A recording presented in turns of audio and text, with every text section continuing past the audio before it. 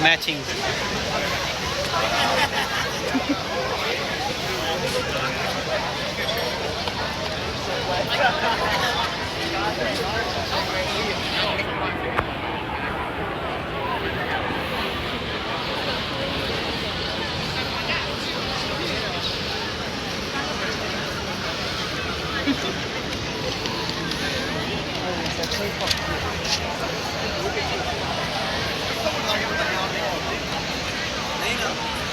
ये वो जगह है जहाँ पे शाहरुख खान का जो गाना है ना, छल्ला की लापता फिरे, वो यहाँ पे शूट हुआ था।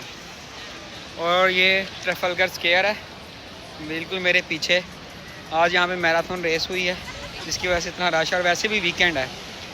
तो मैंने और मुदस्सर ने रैंडमली प्लान बनाया है बाहर जाने का, और हमें नहीं पता था कि हम इतना एंजॉय करेंगे आज। मैं कहता हूँ फटाफट मुका के ना